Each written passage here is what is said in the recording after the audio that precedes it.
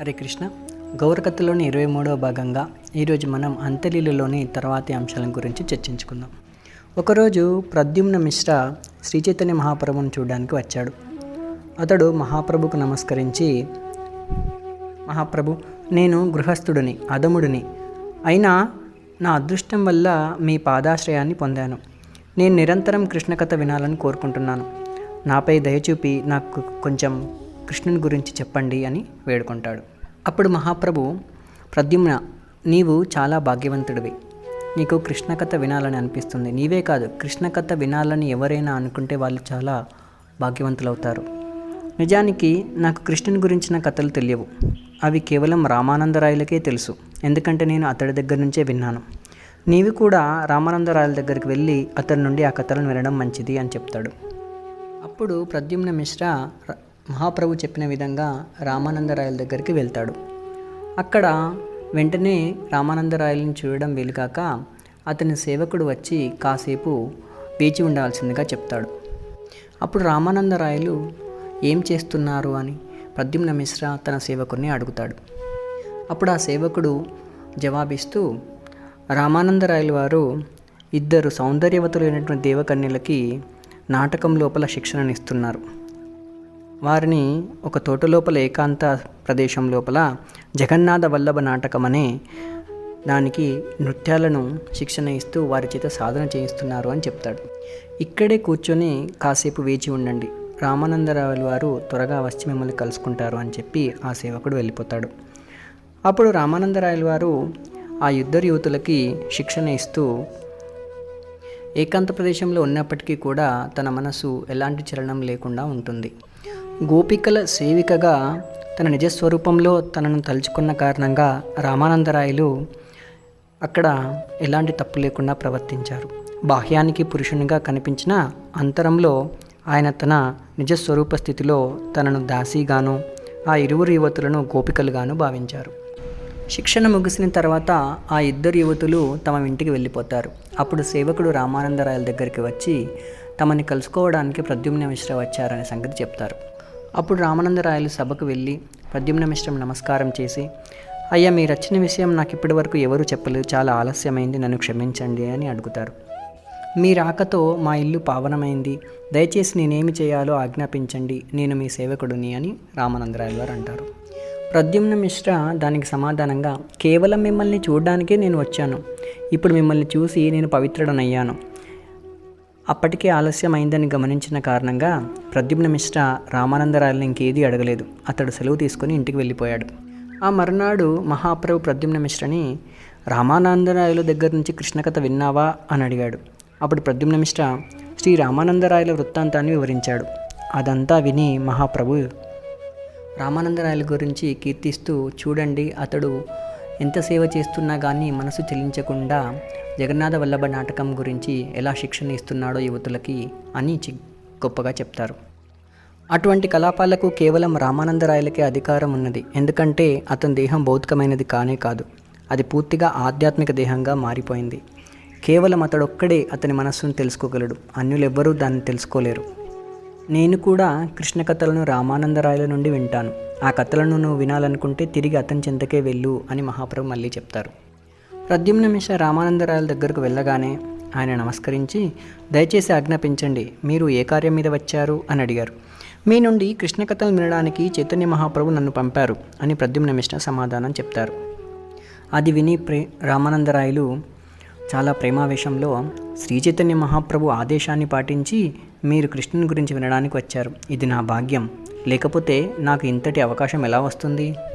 అప్పుడు రామానందరాయలు ప్రద్యుమ్న మిశ్రని ఒక ఏకాంత ప్రదేశానికి తీసుకువెళ్ళి, ఏ రకమైన కృష్ణ కథ నీవు నా నుండి వినాలనుకుంటున్నావని అడిగారు. అప్పుడు బదులుగా, మీరు శ్రీ చైతన్య మహాప్రభులకే ఉపదేశకులు, ఇక అన్యుల గురించి చెప్పేదేముంది? నేను ఒక భిక్షక బ్రాహ్మణుడిని, మీరే నాకు పోషకులు. ఏది మంచిదో ఏది చెడ్డదో నాకు తెలియదు, ఎలా అడగాలో కూడా తెలియదు.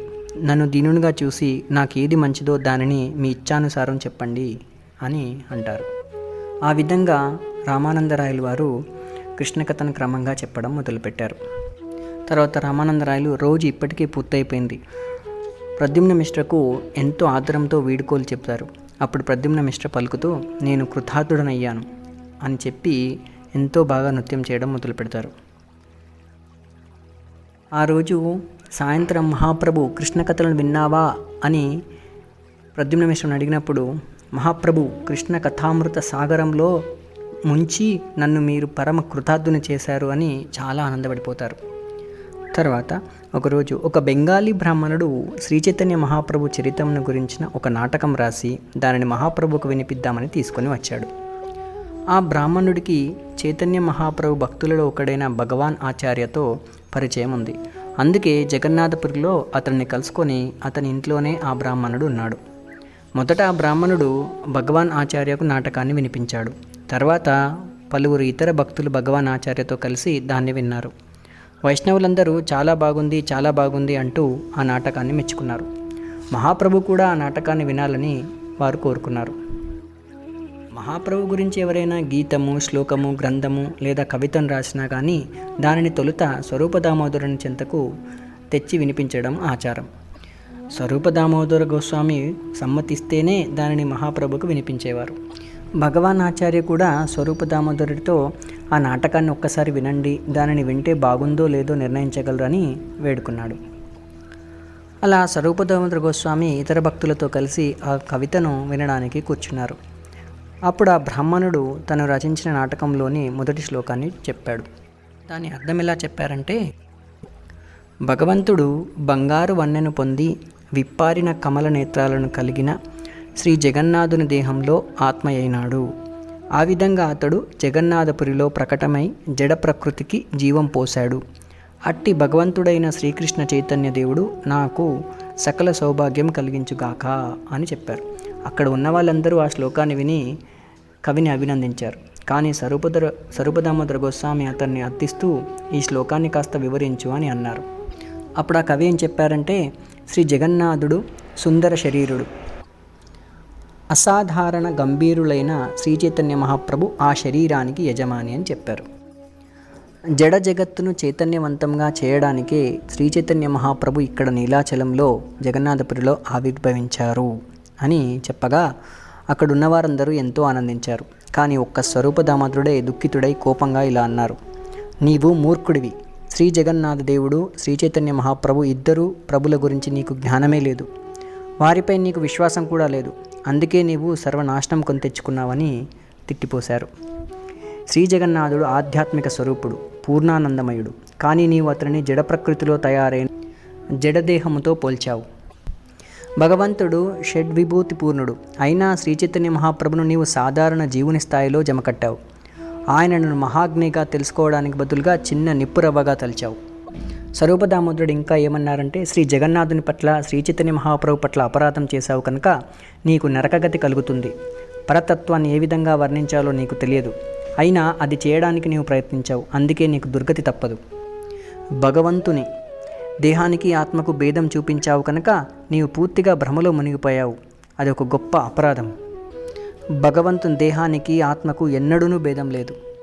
ఆ వివరణను విని సభలో ఉన్న వారందరూ ఆశ్చర్యపడ్డారు. స్వరూప దామోదర గోస్వామి సత్యం పలికారు. శ్రీ జగన్నాథుని, శ్రీ చైతన్య మహాప్రభుని తప్పుగా వర్ణించి బెంగాలీ బ్రాహ్మణుని అపరాధం చేశాడని అందరూ ఒప్పుకున్నారు. స్వరూప దామోదర గోస్వామి పెట్టిన ఆ చివాట్లను విని బెంగాలీ కవి సిగ్గుపడ్డాడు, భయపడ్డాడు, విస్మితుడయ్యాడు. నిజానికి హంసల గుంపులో బాతులాగా అతను భావించి ఏదీ మాట్లాడలేకపోయాడు. తర్వాత స్వరూప దామోదరుడు ఆ బ్రాహ్మణుడితో, నీవు భాగవతాన్ని అర్థం చేసుకోవాలనుకుంటే ఆత్మదర్శి అయిన వైష్ణవుని ఆశ్రయించి ఆయన నుండి దాన్ని విను. శ్రీ చైతన్య మహాప్రభు పాదపద్మాలను పూర్తిగా ఆశ్రయించినప్పుడే ఇది నీవు చేయగలవు అని చెప్తాడు. శ్రీ చైతన్య మహాప్రభుల వారి భక్తులతో నిత్య సాంగత్యం చేయి. అప్పుడే నీవు భక్తిసాగర్ తరంగాలను అర్థం చేసుకోగలుగుతావు. నియమము తెలియక నీవు ఏదో ఇష్టం వచ్చింది రాశావు. అయినా చదువుల తల్లి సరస్వతీదేవి నీ పలుకులను ఉపయోగించి భగవంతునికి స్తుతి చేసింది. స్వరూప దామోదరుని ద్వారా ఈ సరియైన వివరణను విని ఆ బెంగాలీ కవి భక్తులందరి పాదపద్మాలపై పడి నోటిలో గడ్డిపోచలు పెట్టుకొని వారిని ఆశ్రయించాడు. అప్పుడు భక్తులందరూ అతని సాంగత్యాన్ని ఒప్పుకున్నారు. అతని వినయపూర్వకమైన స్వభావాన్ని వివరించి శ్రీ చైతన్య మహాప్రభుకు అతన్ని పరిచయం చేశారు. శ్రీ చైతన్య భక్తుల కృపచే ఆ బెంగాలీ కవి సమస్త కలాపాలను విడిచి వారితో పాటే జగన్నాథపురిలో ఉండిపోయాడు.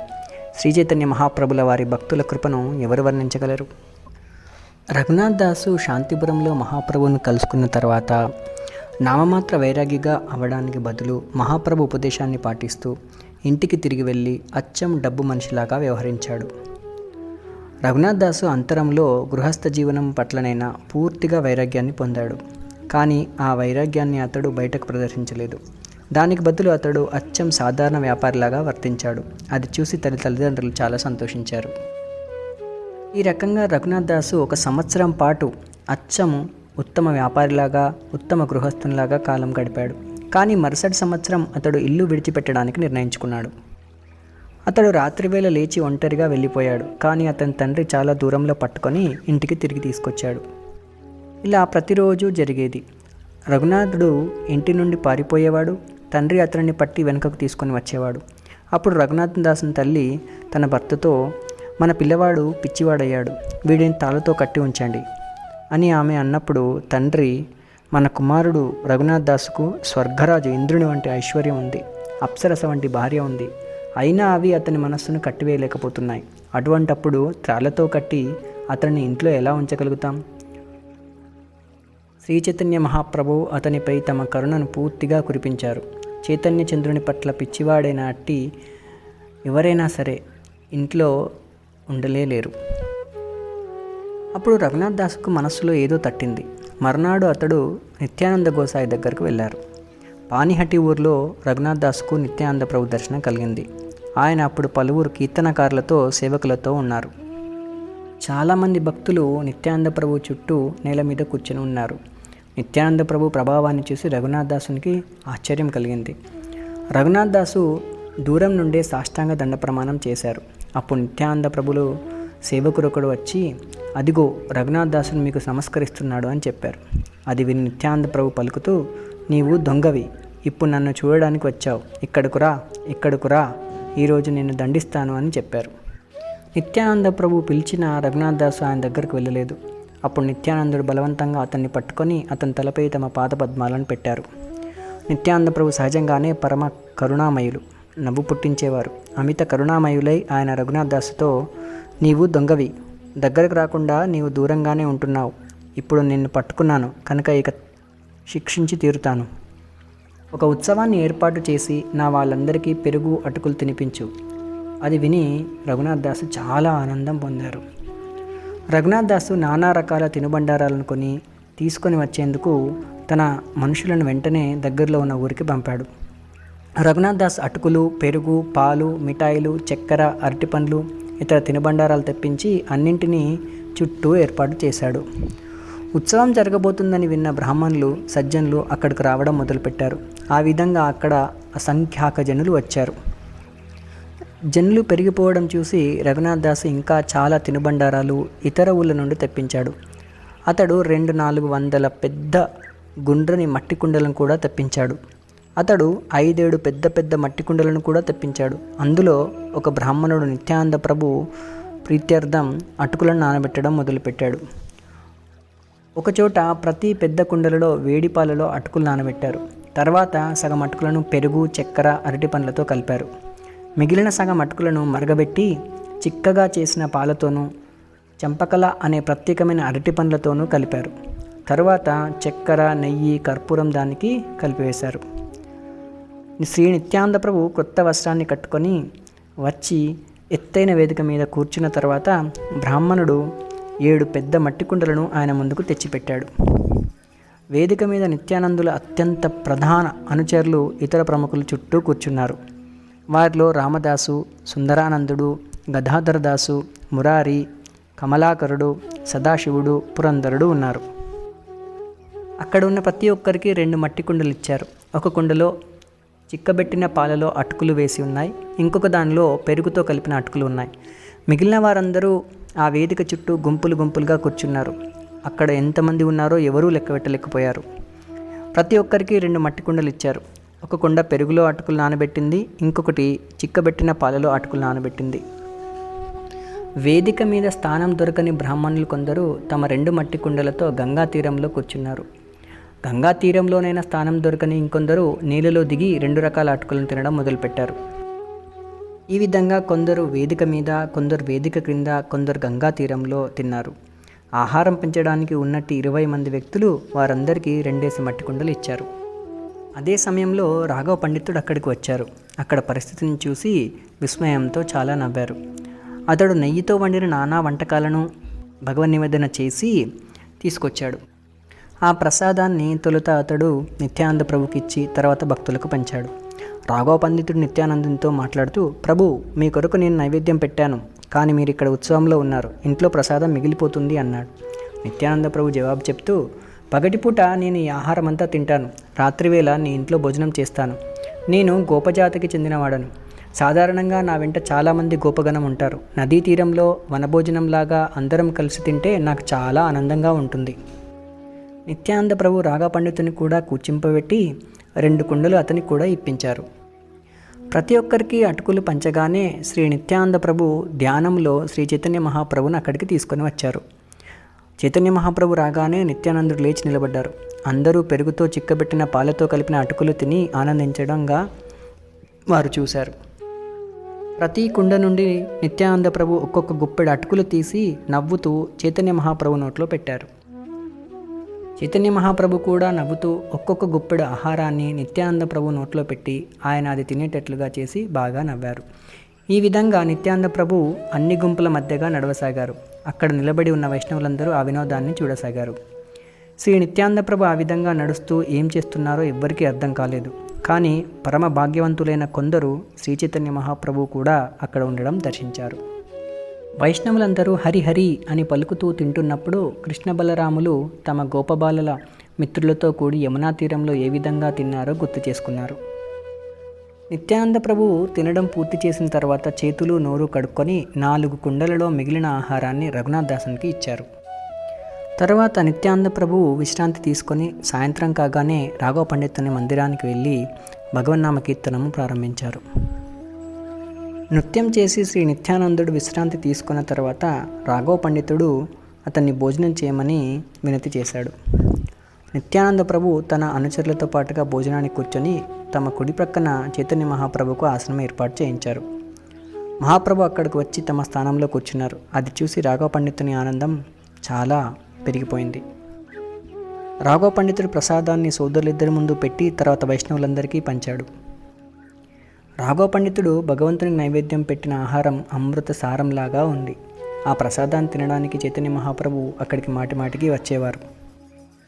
గుమగుమలాడుతూ చూడడానికి ఎంతో సుందరంగా కనిపించే ఆ ప్రసాదము సకల మధురస సారము. శ్రీ చైతన్య మహాప్రభు నిత్యానంద ప్రభు దానిని పరమ సంతోషంగా తిన్నారు. అక్కడ ఉన్న భక్తులందరూ రఘునాథ్ దాసుని కూడా కూర్చొని ప్రసాదం తీసుకోమని చెప్పారు. కానీ రాఘవ పండితుడు వారితో అతడు ప్రసాదం తర్వాత తీసుకుంటారు అని చెప్పారు. రాఘవ పండితుడు రఘునాథ దాసుని పట్ల అమితమైన కరుణతో 2 సోదరుల అన్నశేషం ఉన్నట్టి పాత్రలను అతనికి ఇచ్చాడు. శ్రీ చైతన్య మహాప్రభు ఈ అన్నాన్ని తిన్నారు. ఆయన అన్నశేషాన్ని తీసుకుంటే నీవు సంసార బంధం నుండి ముక్తుడవుతావని చెప్పాడు. తర్వాత గంగానదిలో స్నానం చేసిన తర్వాత ప్రొద్దున్నే నిత్యానంద ప్రభు తమ అనుచరులతో కూడి ఒక చెట్టు కింద కూర్చున్నారు. రఘునాథ్ దాస్ అక్కడికి వెళ్ళి నిత్యానందుల పాదపద్మాలకు నమస్కరించి రాఘవ పండితుని ద్వారా తన కోరికను విన్నవించుకున్నాడు. నేను మానవాదముడను, పరమ పాపిని, పతితుడను, హీనుడను అయినా శ్రీ చైతన్య మహాప్రభు పాదపద్మాశ్రయాన్ని పొందాలని కోరుతున్నాను. నేను పారిపోయి గృహస్థ బంధాలను విడిచిపెట్టడానికి ప్రయత్నించినప్పుడు ప్రతిసారి దురదృష్టవశాత్తు నా తల్లిదండ్రులు నన్ను బంధించి ఉంచుతున్నారు. మీ కరుణ లేనిదే ఎవ్వడూ శ్రీ చైతన్య మహాప్రభు ఆశ్రయాన్ని పొందలేడు. కానీ మీ కరుణ చూపితే అధముడైన మహాప్రభు పాదాశ్రయాన్ని పొందగలడు. ప్రభు, ఈ వినతి చేయడానికి నేను అయోగ్యుడను. అయినప్పటికీ మిమ్మల్ని అర్థించేదేమంటే నాపై విశేష కృప చూపి చైతన్య మహాప్రభుల పాదపద్మాశ్రయాన్ని నాకు ప్రసాదించండి అని వేడుకుంటాడు. అప్పుడు నిత్యానంద ప్రభు రఘునాథ్ దాసుని దగ్గరకు పిలిచి తమ పాదపద్మాలను అతని శిరంపై నిలిపి, రఘునాథ, గంగా తీరంలో నీవు విందును ఏర్పాటు చేశావు కనుక నీ ఎడ కరుణను చూపడానికి చైతన్య మహాప్రభు ఇక్కడికి వచ్చారు. తన నిర్హేతుకమైన కరుణతో ఆయన పాలతో కలిపిన అటుకులు తిన్నారు. రాత్రివేళ భక్తుల నృత్యాన్ని చూసిన పిదప ఆయన రాత్రి భోజనం చేశారు. మహాప్రభు నిన్ను ఉద్ధరించడానికి స్వయంగా వచ్చారు. నీ సంసార బంధానికి సంబంధించిన సమస్త విఘ్నాలు తొలగిపోయాయని నిశ్చింతంగా ఉండు అని నిత్యానంద ప్రభు చెప్తారు. శ్రీ చైతన్య మహాప్రభు నిన్ను స్వీకరించి తమ కార్యదర్శి అయిన స్వరూప దామోదరుని ఆశ్రయంలో నిలుపుతారు. నీవు పరమ అంతరంగిక సేవకులలో ఒకనివిగా చైతన్యుల పాదపద్మాశ్రయాన్ని పొందగలుగుతావు. ఇక నిశ్చింతంగా ఇంటికి తిరిగి వెళ్ళు. త్వరలోనే నీవు నిర్విఘ్నంగా చైతన్య మహాప్రభువుని కలుసుకోగలుగుతావని అభయమిచ్చారు. రఘునాథ్ దాసు రాఘవ పండితుని పాదధూళిని తీసుకొని ఇంటికి తిరుగు ప్రయాణమయ్యాడు. శ్రీ నిత్యానందుని కృప వరదానమును లభించిన కారణంగా అతడు ఆ ప్రభు పట్ల ఎంతో సంతోషం చెందాడు. ఆ రోజు నుంచి అతడు గృహ అంతర్భాగంలోనికి పోకుండా దుర్గా మండపం దగ్గరే ఉండేవాడు. అయినా అక్కడ కాపలాదారులు అప్రమత్తంగా కాపలా ఉంటారు. రఘునాథ్ దాసు వారి కాపలా నుండి బయటపడడానికి నానా ఉపాయాలు ఆలోచించసాగాడు. ఈ విధంగా మనం ఈరోజు ప్రద్యుమ్న మిశ్ర రామానంద రాయల వారిచే ఉపదేశం తీసుకోవడము, స్వరూప దామోదరుడు బెంగాలు బ్రాహ్మణ్ణి మందలించడము, తర్వాత నిత్యానంద ప్రభు రఘునాథ్ దాసుని ఆశీర్వదించడం వంటి విషయాలను తెలుసుకుందాం. రేపటి భాగంలో రఘునాథ్ దాసు తన ఇంటి నుండి ఎలా తప్పించుకున్నాడు, మహాప్రభుని ఎలా కలిశారనే దాని గురించి చర్చించుకుందాం. ధన్యవాదములు. హరే కృష్ణ.